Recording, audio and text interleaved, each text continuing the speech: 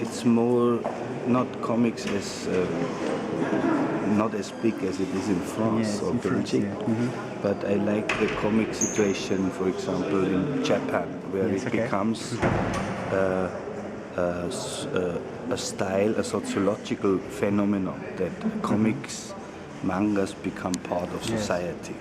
So on that point, it is for me very interesting. And on the formal point, I use sometimes aspects of comics to bring colors together. So there's this sociological point and this the formal point for comics. In your works, have you connections with mangas, politics and social? And, it's the relation, not explicitly in this work, but formally and sociologically, it's for me sometimes not clear anymore whether we are the real people and the comics are fictive, or in reverse, we are becoming fictive in the media and the comics become real. So in Tokyo, for example, a huge generation of young people in Japan just get dressed as mangas, and they start living in a comic world. And this is a very, very big aspect in my relation, for example, now to Asia. Right? But it's not an internal scene. It's a sociological phenomenon. And in France, I know, just right now, my brother and my sisters are going shopping because the comic stores are very good. In France or Belgium, this is very different. It's not the same rapport. Exactly, and it's much more narrative. And on that point of narrativity, I see similarities. But I'm much more clearer, I hope, in relation to paintings and installation. But I have no problem with the daily life border, artist, high culture, low culture, comics, so that for me this border doesn't exist anymore. Understand. You have a question? Yeah. What's your relation with travel? I mean, your work and travel. Yeah, the work just started some 20 years ago when I decided to move from Germany to Asia. I started in Hong Kong for 1.5 years. So traveling never was the issue for me to become an artist.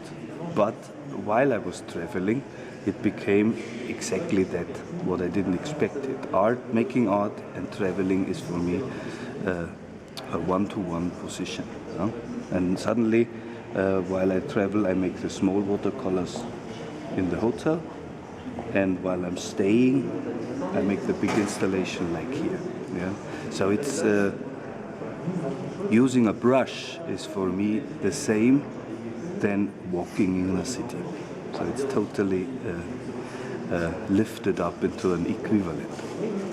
Have you a difference when you're walking in the countryside or in the city? It became very, very interesting the last 5 years, of course, because we have this moment of countryside which becomes more and more relaxing resource, golf courses, relaxing.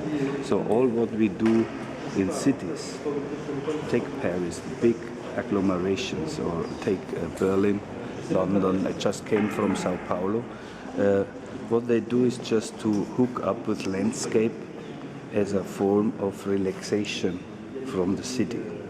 So it becomes a part of the functional city, and landscape is not anymore this independent form of a rural living, but also working hard in the city, and as part of working hard in the city, people go to the landscape. So on that point, it becomes functionalized, and of course, like in France, like in Germany, we lose our rural culture. Maybe you feel it, maybe, and there I start working on it, because even when I'm in the countryside, sometimes I feel like someone who is working and thinking from the city. And this is this moment which has a lot to do even with 19th century painting, right? All these questions of even French impressionists Manet, Courbet, starting with Courbet, Manet, then even ending with Van Gogh. This try to go to countryside became a really new attractive moment, positively as negatively. So what did you choose São Paulo right now? It is just by chance, since almost 15 years I have a relationship to this city. It's a very strange situation because I travel, I met friends, and they didn't have this kind of context like we have in Europe with small museums, project rooms. So that became a relation to the artist scene there, which is almost for me now as important than my home base in Berlin or Munich. And what happened is that they started the last 3 years with a complete new self-confidence. So the city is very rich, it's booming. They have the atmosphere is like in, let's say, in our European cities, like in the 60s. So everyone for the first time has money, they move around, they're happy. Status starts to become a very important thing.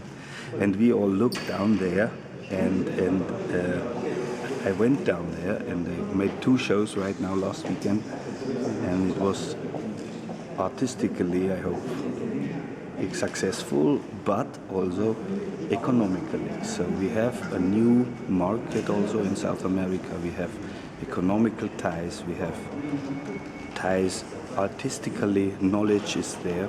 So the world is really becoming a global network, and it's not anymore the link London, New York, Paris, Berlin. So we have to accept the fact that Sao Paulo, Tokyo, and even Dakar in Senegal starts to become a emerging role.